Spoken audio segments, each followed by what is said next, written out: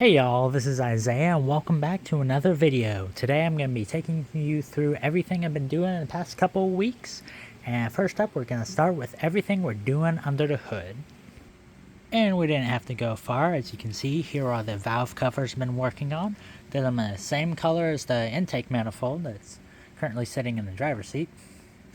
But yeah, we did a 4 coats primer and 4 coats of color. So these should stay these color for a good long time. And then there's also the that's the intake snout that goes on top of the manifold for the upper radiator hose. And with that said, we're going to go under the hood. And now that we're under the hood, the first part we're going to go to is the mating surface between the manifold and the block. That's what I've been working through about this past week. I might upload a picture of what it was before. Actually, it looked like that. So, that's definitely much better. The little left behind, this is about as good as I can get it without starting to remove unnecessary material. As I posted a while back, you can see corrosion in the coolant ports. So we will be doing multiple flushes before we replace the radiator over there, which we somehow have a budget for. So yeah, this is just about it for under the hood. Everything else is just about the same. So we're gonna go to the rest of the vehicle. And back in the interior, there's the manifold. Let's see here. With all the wiring, couple video, well, I guess that was just the last video. I said I had no idea what the wires were, and that's not true. I actually do know what the wires are. So this one right over here, this is for your instrument cluster for like speedometer, gas gauge, and whatnot. All those over there is pretty much for all your AC and stereo, so it's honestly not a whole lot. So the reason why I had to figure out what these wires were is that the gas gauge does not work correctly. It always reads above 3/4 of the tank, so around 3/4 of the tank is actually empty. So as you can imagine, that can be quite a problem. So for diagnosing this, these 2 pink wires and the black one right next to it, those are the actual wires that run to the fuel sending unit in the tank, which I'm going to have to get under there and see if I can locate the wires. Most likely it's just a ground that's kind of crusted over. If not, it's either not getting power, which I doubt since the gauge actually does work, or the fuel sender is just old, needs to be replaced, which we do have a budget for, which maybe next week I'll put up a budget video, go over that, so you know that we're not doing any unnecessary shenanigans. Let's go ahead and go to the back seat. Let's make this a little authentic. So, and the door card's out. So, there's my dad's truck.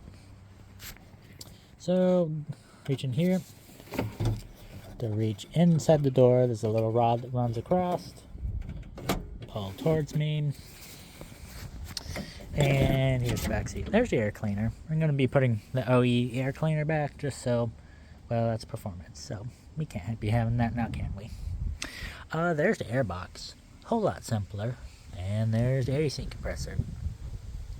And there's various brackets and whatnot. So we're going to go ahead and show you what surprises lurk in the trunk. And in the trunk, you can see there is the dashboard. It is in very decent shape. The only thing that's not in decent shape is actually just the cover. That's the only thing that's in bad shape. And yeah, that's just about everything with the door cards and the dashboard. So with that, we're going to go ahead and go under the car and show you what we figured out there. And back under the car, nothing has changed since the last time you've seen it. The only thing that has changed is the knowledge that we now have. So, everything under here, of course we have the leak on the pan, and we have a leak on the speedometer cable. We're just going to go ahead and delete that since we're going to put on a smaller size tire. The speedometer will always be inaccurate. There's a conversion kit from analog to digital. If you don't know how these work, these have a little needle that runs through this line, and then there's a little lobe inside the transmission that bumps it. The faster it bumps it, the more it makes the needle move on the gauge. Yeah, that's about everything that's going on under here.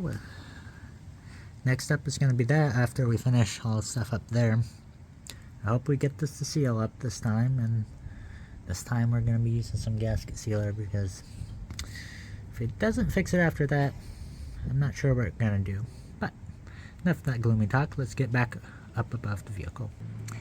And that's just about everything that's been going on over a couple weeks with this car.